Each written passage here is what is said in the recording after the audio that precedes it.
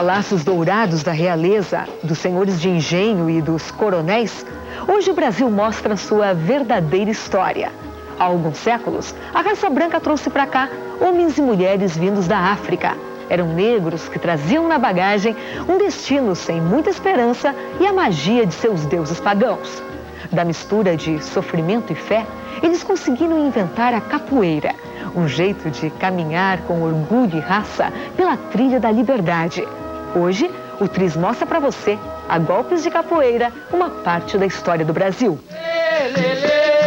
Eu sou negro da Eram homens, eram mulheres, eram crianças. Acorrentados, amontoados nos porões dos navios, eles sofriam. Com medo, eles choravam. Chorando, cantavam a tristeza e a saudade. Foi assim que atravessaram o oceano. Foi assim que eles chegaram, envoltos pelos sons da melancolia.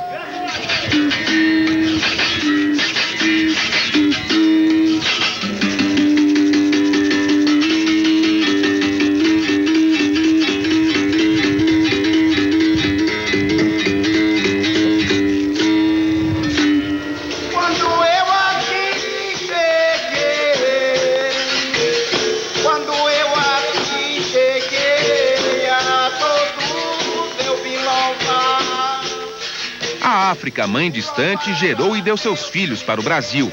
Filhos valentes que durante muito tempo viveram uma história de humilhação e resistência. Reis, príncipes e guerreiros. Sob o domínio do chicote, aqui eles eram todos iguais. Mas o corpo negro, que sofria com as marcas da escravidão, era também a arma da liberdade.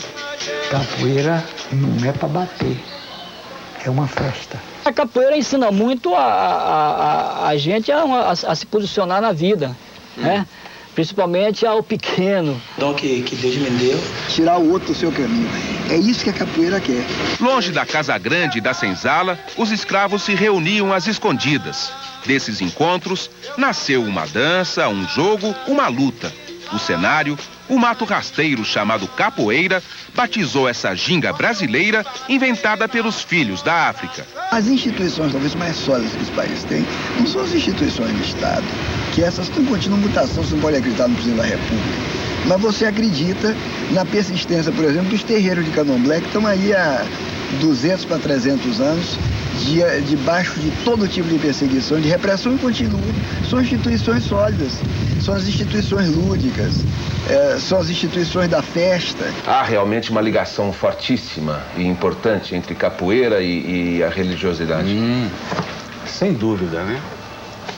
Algumas pessoas até mesmo dizem que a estrutura inicial da capoeira era uma confraria religiosa, que se utilizava, né, da confraria religiosa para estimular os movimentos.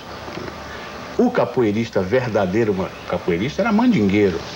O que era um mandingueiro? Era aquele que tinha habilidades mágicas de se proteger contra o inimigo. Nesse caso, ele tinha a proteção dos seus movimentos e tinha também a proteção dos seus entes protetores, né? Seus orixás, seus inquis, seus odus.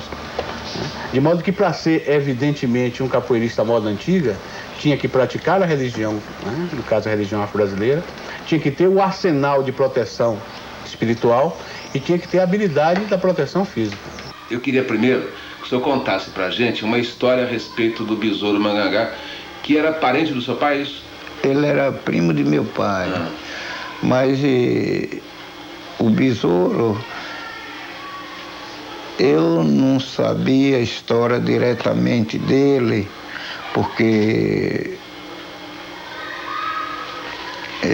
eu sabia Juvencio, que morou mais ele numa fazenda lá no Rio Fundo, e ele montava animal brabo, e um dia ele tomando uns pau, né, entrou dentro do mercado montado num cavalo brabo. Aí Juvencio foi pegar no estrovo do cavalo para tirar o cavalo para fora do mercado. Ele disse: olha, não se meta não, não se meta. Quando eu tiver em meus negócios, não se meta não.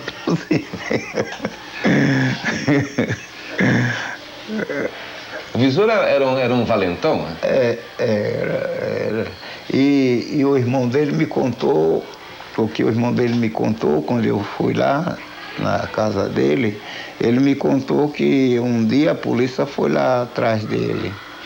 E ele veio subindo, acho que foi do mercado, não sei de onde foi que ele veio subindo, e a polícia atrás dele.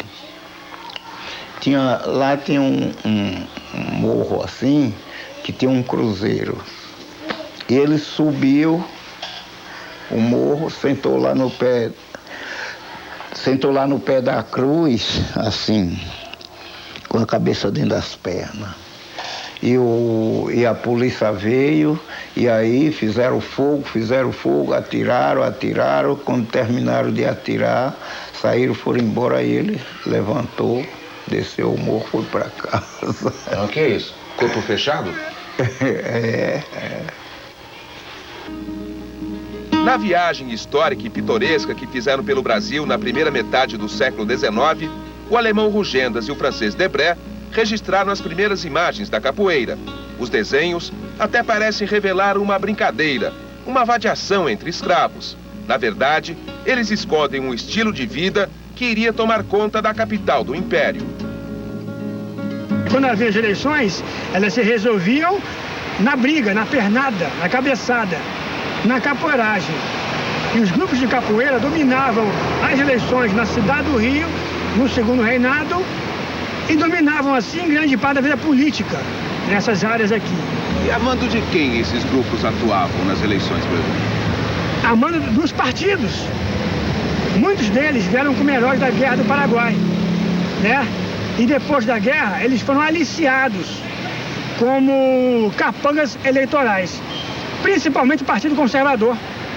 Pode parecer engraçado isso, capoeiras, ex-escravos do Partido Conservador, mas foi o Partido Conservador que fez grande parte da campanha política contra a escravidão. Lei do ventre livre, a própria lei da abolição, né? Então eles participavam do Partido Conservador. Só que o Partido Conservador era o partido mais poderoso da época, do PFL da época. Então esses capoeiras queriam também ter o quê? Ter acesso também às benesses políticas. Eles eram malandros, eles queriam cultivar, logicamente, os favores dos políticos conservadores, que até hoje dominam o Brasil, né? Não eram ingênuos, né? É daí que nascem as maltas? As maltas nascem um pouco antes, né? Esse termo malta quer dizer o seguinte, grupo, ele quer dizer grupo de arruaceiros, né? As maltas, elas nascem lá na época da independência, mas na época da Guerra do Paraguai estavam já formadas. Cada bairro, cada freguesia tinha a sua malta, né? E havia uma federação de maltas. Haviam dois grandes grupos que reuniam as diversas maltas, que eram os Nagoas e Guaiamus. Os Guaiamus dominavam o centro da cidade, a área mais antiga, ali onde é hoje o Paço Imperial, aquela região ali. Os Guaiamus, eles eram ligados aos crioulos, aos escravos nascidos no Brasil, né?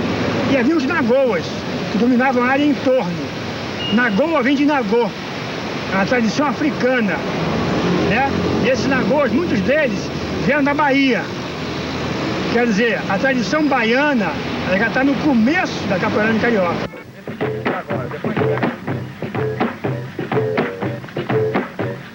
Foi por esse tempo que muitos capoeiristas começaram a ter fama, e não só pela valentia. O mundo oculto da capoeiragem abrigava uma gente que usava a sedução como armadilha. O feitiço, a mandinga e a negaça eram armas fatais. Bimba era belicoso, truculento. O toque dele tinha que ser belicoso. Moraes é manhoso, sutil, safado, mentiroso. O toque dele é descarado, manhoso, dengoso, ele leva lá e vem cá. Cobrinha mansa também é malandro, safado.